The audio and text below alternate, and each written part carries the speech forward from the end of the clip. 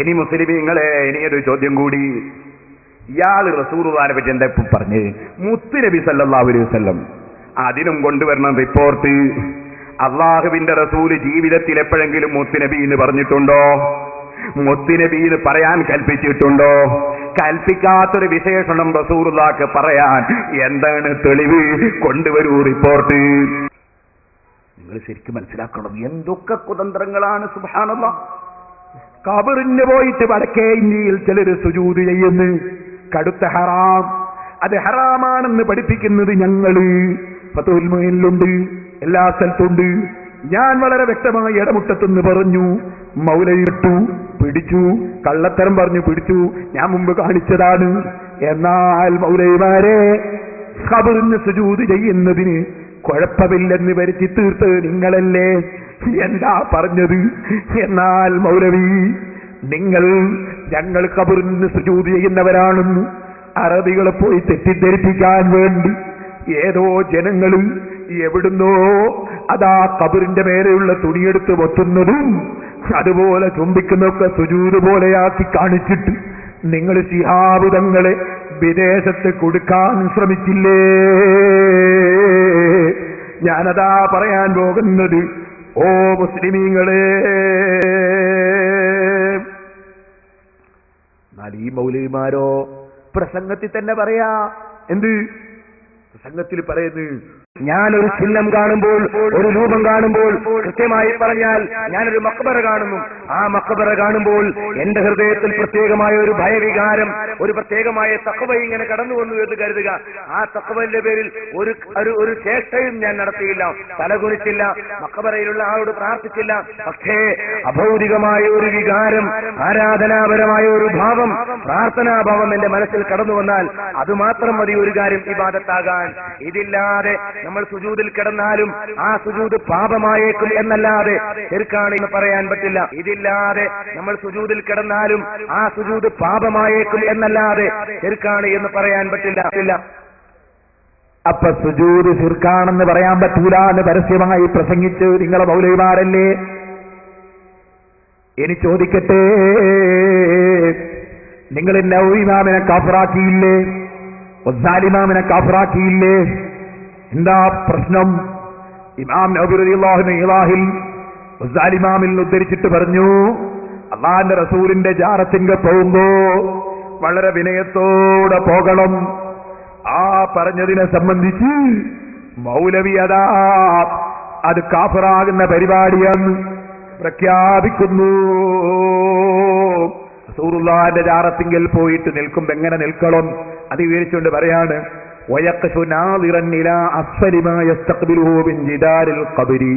ഖബറിന്റെ ചുമരിന്റെ അടുക്കൽ നിന്ന് അതിന്റെ താഴോട്ട് റസൂലുള്ളാഹി അടി കിടക്കിയല്ലേ, അതുകൊണ്ട് താഴോട്ട് നോക്കിയിട്ടാണ് നിൽക്കേണ്ടത്. എങ്ങനെ അവനെങ്ങനെയാ നിൽക്കേണ്ടത്? അവന്റെ കണ്ണ് ചിമ്മി ഭക്തിയോട് ഫീ മഖാമിൽ ഹൈബത്തി വൽ ഇജ്ലാലി, റസൂലുള്ളാഹിനോടുള്ള ആദരവും ഭക്തിയും പ്രകടിപ്പിച്ചുകൊണ്ട് നിൽക്കണം. ദുനിയാവിന്റെ ചിന്തകളിൽ നിന്ന് മനസ്സിനെ ഒഴിച്ചു നിർത്തണം. മുസ്തഹ്ദിറൻ ഫീ ഖൽബിഹി ജലാലത മൗഖിഫിഹി വമൻസിലത മൻ ഹുവ ബിഹളറതിഹി. ആരുടെ മുമ്പിലാ ഞാൻ പോയി നിൽക്കുന്നത്? എവിടെയാ ഞാൻ നിൽക്കുന്നത്? ആ ബഹുമാനാദരവോടെ നിൽക്കണം. സുമ്മ യുസല്ലിമു, പിന്നെ നബി തങ്ങൾക്ക് സലാം പറയണം. വലാ യർഫഉ സൗതഹു, ശബ്ദമുയർത്തി പറയരുത്. ബൽ യഖ്തസിദു, അവനതാ കൂടുതൽ ഉയർത്താതെ ഒറ്റ ശബ്ദത്തിൽ പറയണം. فيقول السلام عليك يا رسول الله، السلام عليك يا نبي الله، السلام عليك يا خيرة الله، السلام عليك يا خير خلق الله، السلام عليك يا حبيب الله، السلام عليك يا نذير، السلام عليك يا بشير، السلام عليك يا طهر، السلام عليك يا طاهر، السلام عليك يا نبي الرحمة، السلام عليك يا نبي الأمة، السلام عليك يا أبا القاسم، السلام عليك يا رسول رب العالمين، السلام عليك يا سيد المرسلين وخاتم النبيين، السلام عليك يا خير الخلائق أجمعين، السلام عليك يا قائد الغر المحجلين السلام عليك وعلى آلك وأهل بيتك وأزواجك وذريتك وأصحابك أجمعين السلام عليك وعلى سائر الأنبياء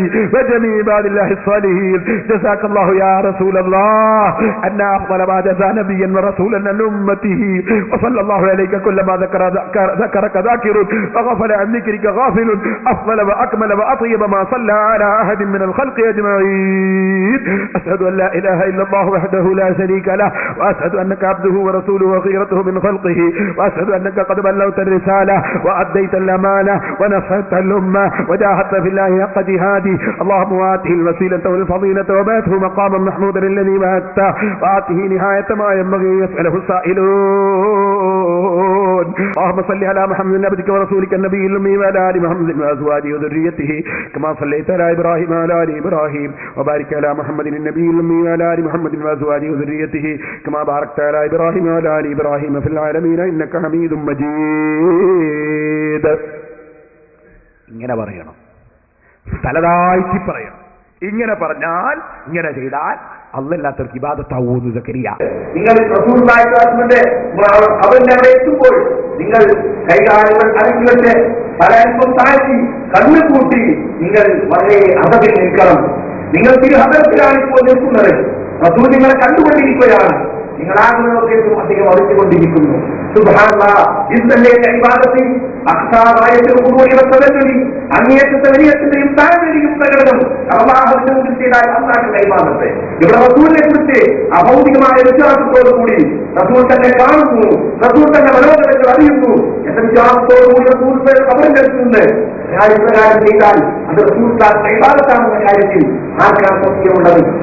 അപ്പൊ റസൂലുള്ളാഹിന്റെ ഇബാദത്താണ് പോലും. അപ്പൊ നവവി ഇമാമും ഗസാലി ഇമാമും അള്ളാഹ്ക്ക് മാത്രം ഇബാദത്ത് എടുക്കണമെന്ന് പഠിപ്പിക്കുന്നതിന് പകരം റസൂലുള്ളാഹി ഇബാദത്ത് എടുക്കണമെന്ന് പഠിപ്പിച്ചതാണോ മുസ്ലിമീങ്ങളെ? ഇമാമിങ്ങളെ മുഴുവനും അല്ലല്ലാത്തവർക്ക് ഇബാദത്ത് എടുത്ത അബൂജഹലിനെ പോലെയാണെന്ന് വരുത്തി തീർക്കുകയാണിവര്. നിങ്ങൾ മനസ്സിലാക്കണം. ഞാൻ മൗലിമാരോട് ചോദ്യം, നിങ്ങളെ നേതാക്കന്മാരുണ്ടല്ലോ, ഉമർ മൗലവി, ആ ഉമർ മൗലവിന്റെ ബുക്കല്ലേ ഇത്? ഈ ഉമർ മൗലവി ഇതിൽ പറയുന്നുണ്ട് എന്താ വേണ്ട, അതവോ ഖബറിന്റെ അടുത്ത് എന്ന് അതവോടുകൂടി നിന്നിട്ട് പതുക്കെ അസ്സലാമു അലൈക യാ റസൂലല്ലാഹ് എന്ന് സലാം പറയുക. ഉമർ മൗലവിയും അല്ലല്ലാത്തവർക്ക് ഇബാദത്ത് എടുക്കാൻ പറഞ്ഞോ മൗലവി? ചോദ്യം 2, അസ്സലാമു അലൈക യാ ഖലീഫത്ത റസൂലില്ലാഹ് അബൂബക്കറിൻ വറഹ്മത്തുഹു വബറകാതുഹു എന്ന് പറയണം. അവിടെ ചോദ്യമുണ്ട്. എന്താ ചോദ്യം? സിയാറത്ത് ചെയ്യുമ്പോൾ ഞാൻ എന്താ പറയേണ്ടത്? ആയിഷ ബീവി ചോദിച്ചപ്പോ റസൂലുള്ളാഹി പറഞ്ഞു അസ്സലാമു അലൈക്കും അഹ്ലൽ ദിയാരി മിനൽ മുഅ്മിനീന വൽ മുസ്ലിമീൻ എന്ന് പറയാനല്ലേ? റസൂലുള്ളാഹി പറയാത്തൊരു വാചകം പറയാൻ നിങ്ങൾക്ക് റിപ്പോർട്ട് എവിടെ? സനദ് എവിടെ? ചോദിക്കട്ടെ, നിങ്ങളെ ഇബ്നു ബാസ് എഴുതിയ ബുക്കില്ലേ, ആ ബുക്കിൽ അസ്സലാമു അലൈക യാ നബിയല്ലാഹ് അസ്സലാമു അലൈക ഖൈറത്തല്ലാഹ് എന്ന് പറഞ്ഞിട്ട് അശ്ഹദു അന്നക ഖദ് ബല്ലഗ്ത റിസാല എന്ന് അവിടുന്ന് പറയണമെന്നുണ്ടല്ലോ. റസൂലുള്ളാഹി സ്വല്ലല്ലാഹു അലൈഹി വസല്ലം തങ്ങൾ റിപ്പോർട്ട് കിട്ടാത്തത് നിങ്ങളെ കയ്യിലില്ല എന്നല്ലേ സലഫി പറഞ്ഞത്? അങ്ങനെ പറയാൻ റസൂലുള്ളാഹി കൽപ്പിച്ചിട്ടുണ്ടോ? റസൂലുള്ളാഹി പറഞ്ഞിട്ടുണ്ടോ? ഓ മൗലവി, ഖബറിലുള്ള സമയത്തും അതുപോലെ ജീവിതകാലത്തും റസൂലുള്ളാഹിന്റെ ബഹുമാനത്തിന് വ്യത്യാസമില്ലെന്ന് ഈ ബുക്കിലുണ്ടല്ലോ മൗലവിമാരെ. നിങ്ങൾ ഒട്ടാകെ ശിർക്കിലല്ലേ മൗലവിമാരെ? ആരാ നിങ്ങളെ കൊണ്ടുവന്ന് ശിർക്കെന്ന് ഒഴിവായത്? ഞങ്ങളെ പേരിൽ ആരോപിച്ചാൽ മതിയോ? 100 ചോദ്യമുണ്ട്. ഇത് TK മൊഹീദ്ദീൻ ഉമരി തിരൂരങ്ങാടിക്കാരൻ വിവർത്തനം ചെയ്തിട്ട് സൗജന്യ വിതരണമല്ലേ സൗദിയിൽ നിന്ന്? ഇത്തരം കാര്യങ്ങളൊക്കെ നിങ്ങൾ എഴുതി വെച്ചത് എന്തിന്റെ അടിസ്ഥാനത്തിലാണ് മൗലവിമാരെ?